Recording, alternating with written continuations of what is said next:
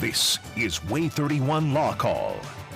Good evening and welcome to WAAY 31 Law Call. I'm Sharon Doviet. Tonight we're taking your calls and questions about DUI law, driving under the influence, and that could be under the influence of alcohol. That's particularly common this time of the year, or it could be under the influence even of medications that you're prescribed if it's too strong for you. But this time of year, you're going to see a lot of police out. You're going to see a lot of arrests being made. A lot of people are on the road and they have been drinking this time of year. So you may have questions. Should you cooperate with the police? How much do you have to cooperate with the police? What are the penalties if you got a DUI? And what's it like to be out there? The authority that police have, are they convincing you to do things that you really don't have to do? So call in your questions, the 31 Law Call number, 256-536-0077, or email us. You can email any legal question any day of the week. You send it to lawcall@waytv.com, and when we get to a show that's on point, we pull some out. We've got some of your email questions tonight.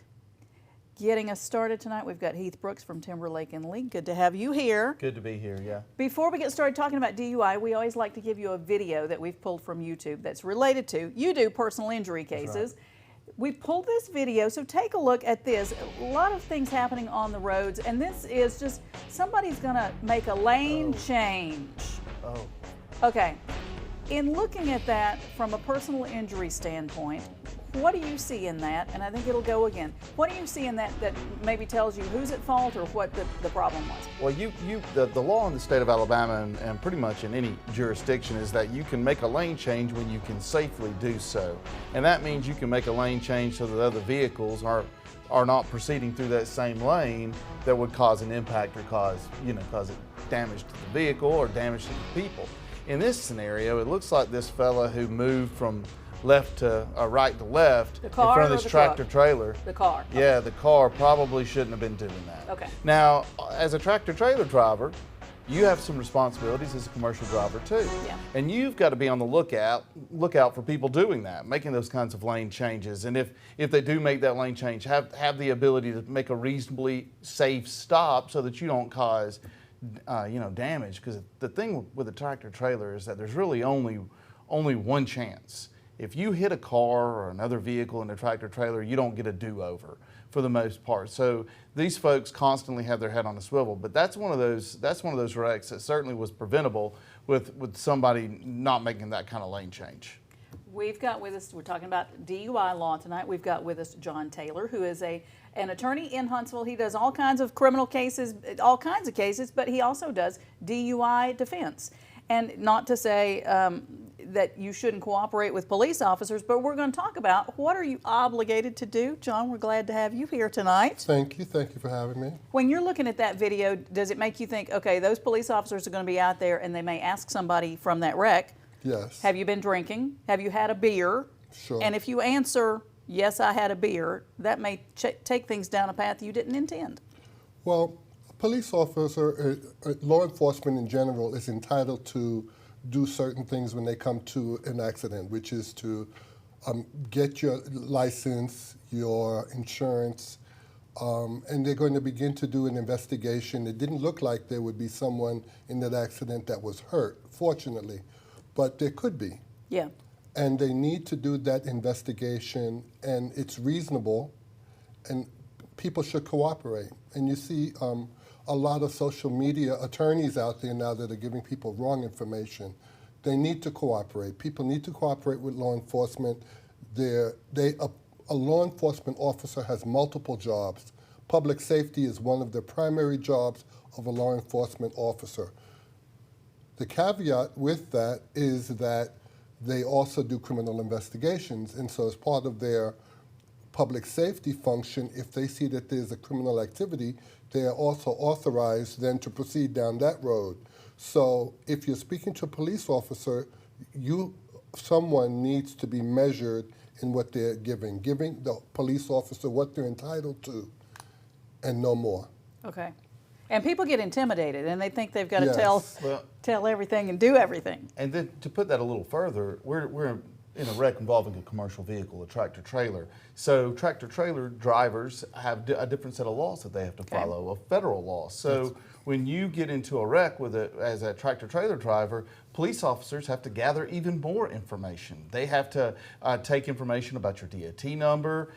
You may actually be requested and required to submit to a field sobriety test, or if it, God forbid, if there is a terrible injury, then you may have to give a blood sample, sometimes on the scene. So there's a lot more requirements when you're driving a tractor trailer and the information that a police officer has to gather. When you're talking about blood tests, how likely is it that just a regular driver, not a commercial driver, is going to have blood taken after an accident like that? Very rarely. There are circumstances under which it will happen, and those circumstances are, number one, if there's a death at the scene. Okay.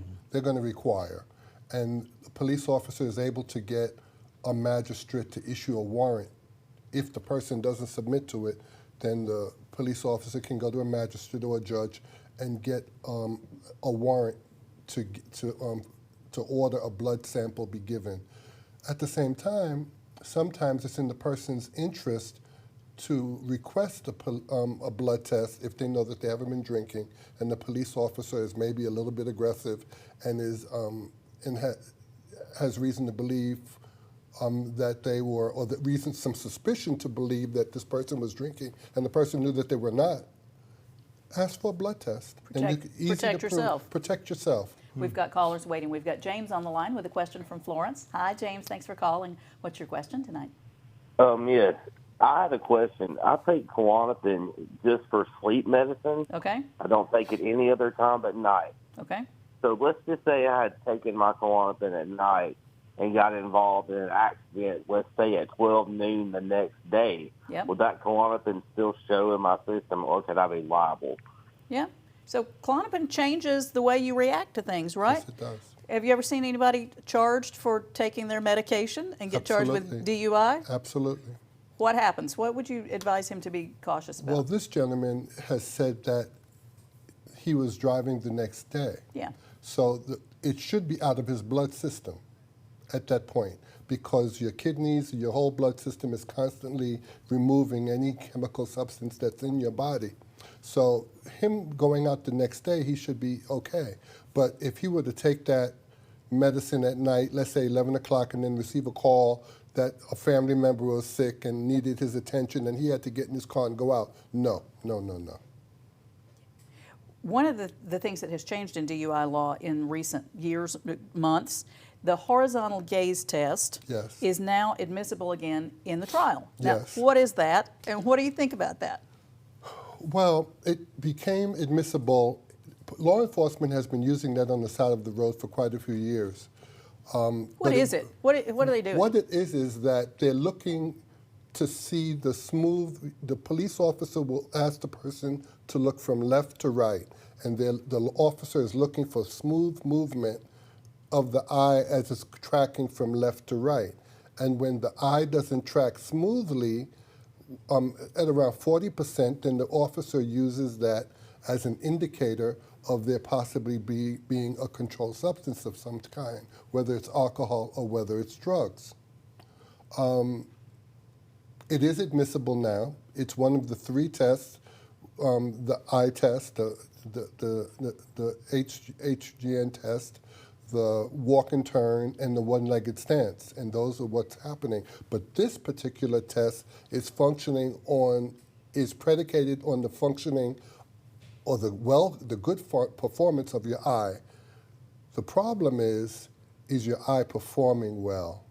You saying it might, how do you compare it to a medical test? I mean, it's almost like they're giving a medical diagnosis out there on the side of the road, right? They are giving a medical diagnosis on the side of the road, and we already know that medical malpractice is high. A third of all deaths are caused by medical malpractice. And that is something that was recently published by Johns Hopkins University, which is a major medical facility up in Maryland. Okay. And so we know a third, and that's just deaths. So we might be talking about 40%, 50% medical malpractice is happening out there. Of course, not all of them being being death. And now we're asking a police officer to make a medical diagnosis on the side of the road with a pen, with a flashlight. No training for medicine. And No. if they're trying to introduce that into evidence, is there some information that you can elicit to show that the police officer didn't have the right tests, the right ability to be able to perform that test? The courts are limiting the questioning to the training that the police officer has received. So, but that doesn't stop the attorney, a knowledgeable attorney, from introducing more so that the jury will know that there's not enough information here. It's very interesting. Okay, the test that you're talking about having to do on the side of the road, does somebody have to participate? If the officer asks you to do that test, do you have to do it? And what happens if you don't do it?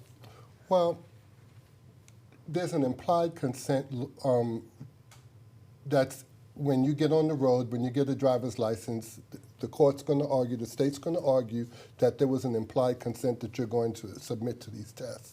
If you don't submit to the test, they're not going to physically do anything to you. They're not going to force you to take a blood test, but your license will be suspended for failing to take the test. Okay. You know, something I was curious about, you had talked a little bit about, and we had the gentleman call in about taking drugs, and I've always heard 0.08% alcohol. Are there other ways in the state of Alabama that you could get a DUI that's not alcohol related? Yes, you can get it from drugs, from marijuana, or from other types of drugs, or even medication that they believe impairs your ability to drive safely. Okay. And we're not encouraging folks to drive and drink. You had some interesting numbers of the percentage of people on the roads who have been drinking alcohol, and it's just astounding. There's so many things that you can do to not drink and drive. Well, considering the time of year, this time of year is, after the stressful years that we've been having these past few years, I know everyone is looking forward to the holiday season, but there's approximately 1.2 million arrests for DUIs every year, and it's extremely expensive. More than that, the number of deaths per day across the United States is it's just devastating. You don't want to be that family member that receives the call that a loved one has been hurt, or even worse, has died. Years ago I received a call, not from a DUI, but I received a call for a child of mine, and there's nothing that is more painful for a parent than to receive that call. So you want to encourage your loved ones to not receive that phone call and to be safe. There's the statistics that I've read, and I was speaking to the prosecutors at the city of Huntsville, who informed me this week that they're getting 250 DUIs a month here in Huntsville. Whoa. 250 DUIs every month. They're overwhelmed with them. But nationally, there's one death every 39 minutes. Wow. From DUI. So, yes, we believe that the laws may not be adequate to judge whether somebody is really intoxicated. At the same time, there is a problem out there, and you don't want to find yourself being a victim or being a defendant. Yeah, no joke. They're telling us to take a break. We're going to take a break, and we're going to be right back answering more of your questions about DUI law. Stay with us. You're watching WAAY 31 Law Call, where lawyers come to help. Your rights, your calls, live. Hosted by family law attorney Sharon Doviet, with the personal injury attorneys of one of the Valley's most respected law firms, Timberlake and League. Featuring the knowledge of managing partner Michael Timberlake, with millions of dollars awarded to his clients, and the experience of attorney Will League, a strong courtroom fighter known for his commitment to winning, and the fellow partners of Timberlake and League Heath Brooks and William Meservey. This is WAAY 31 Law Call. Welcome back to 31 Law Call. I'm Sharon Doviet. Tonight we're talking about DUI law, driving under the influence, and we've got with us both Heath Brooks, who's a personal injury attorney, and John Taylor, who is a criminal defense attorney. Sometimes your worlds can overlap, right? Even with DUI. So somebody driving under the influence can get charged criminally, That's right. Can they also get charged civilly? Well, you ask for a different type of damage. Okay. So yeah, if you're involved in a car wreck and you hit somebody when you're drunk and you cause injury to that person, then you can be charged with a felony assault as a criminal charge. But the civil penalties for that are a whole different ballgame. They're called punitive damages, and the purpose of a punitive damage charge is to deter that future conduct from the person who committed the DUI. So the standard of proof is a little different. Of course, in a criminal case, we always have to prove our case beyond a reasonable doubt. But if I'm in a civil case, I have to prove my case to the reasonable satisfaction of a jury, both that the defendant who caused the wreck was drunk and that my client was injured. So there's a little different standard of proof. You know, one of the things we can look at is the O.J. Simpson trial. O.J. Simpson was found not guilty of murder beyond a reasonable doubt, but he was found liable for wrongful death because of the different standards of proof. So there's a criminal aspect of driving drunk and hurting somebody, and then there is also the civil penalties that you could really be socked with.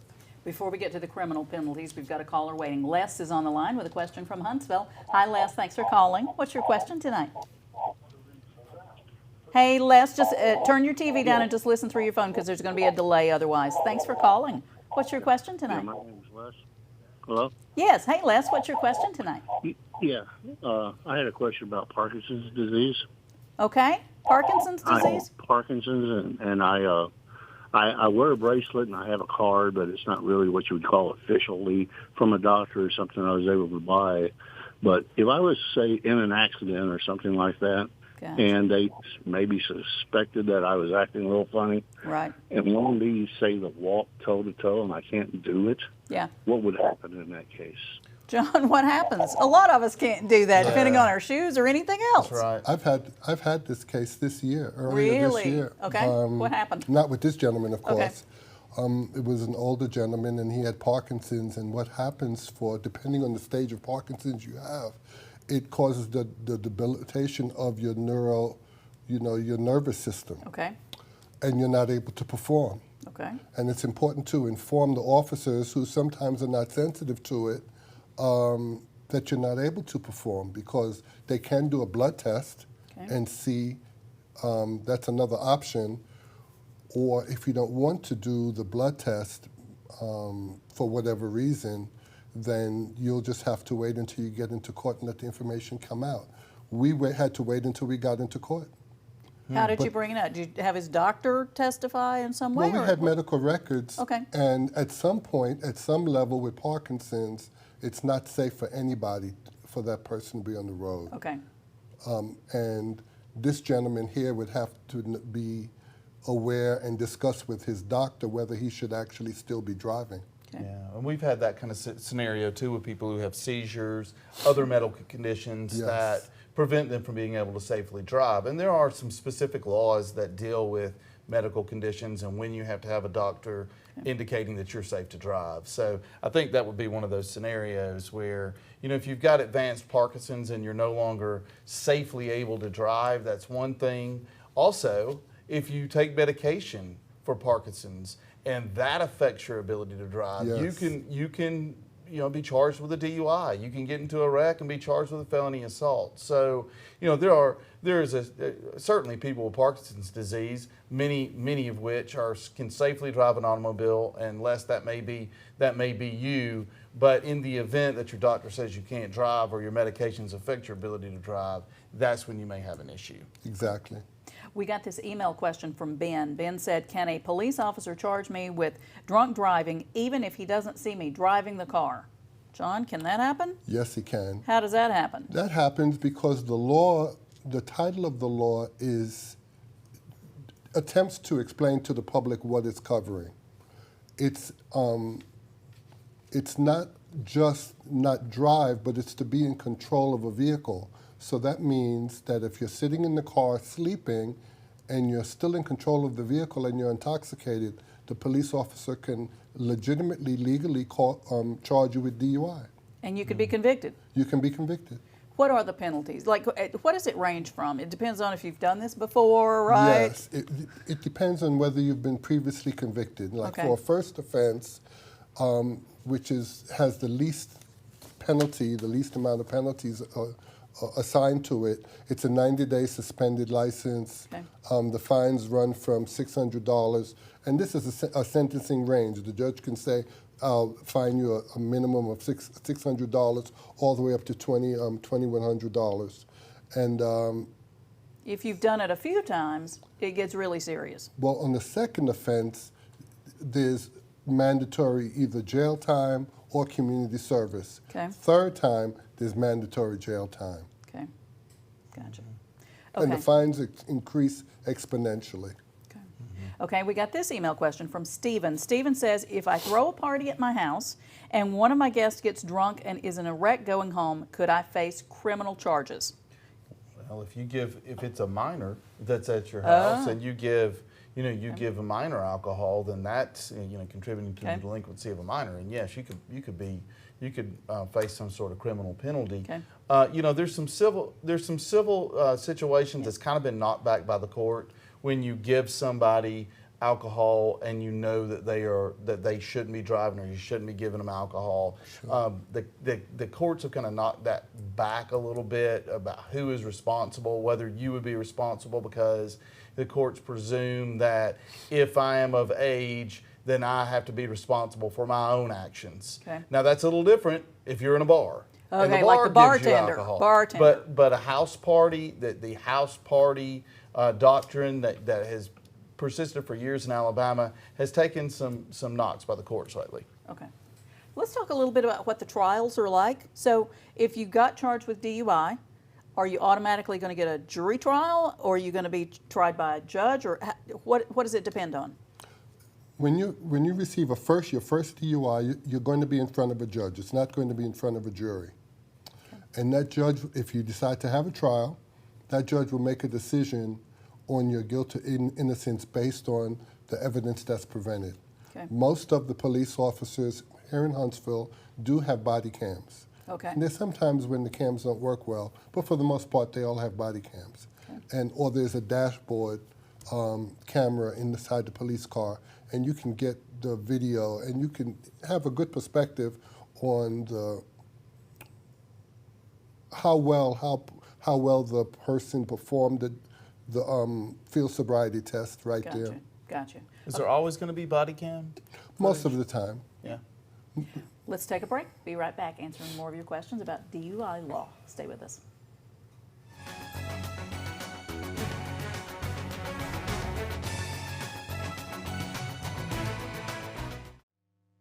If you didn't get your questions answered tonight, here's how to get in touch with John Taylor. He does criminal defense law, including DUI.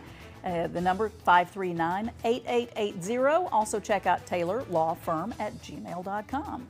Here's how to get in touch with Heath Brooks with Timberlake and League. They are personal injury attorneys, so everything from car accidents to medical malpractice. 256-536-0770 or 800-804-2502. The website is law-injury.com. And if you like them on Facebook, you can learn more about the law that way. And Sharon does family law, divorces, child custody, and the like. She can be reached at 256-539-7337 or www.sharonfamilylaw.com. Thanks for all your questions tonight. Thanks for John. Thank you. Appreciate Thank you coming for and having me. talking. And everybody be safe on the roads. Thanks for coming in. Be safe. Be safe, everybody.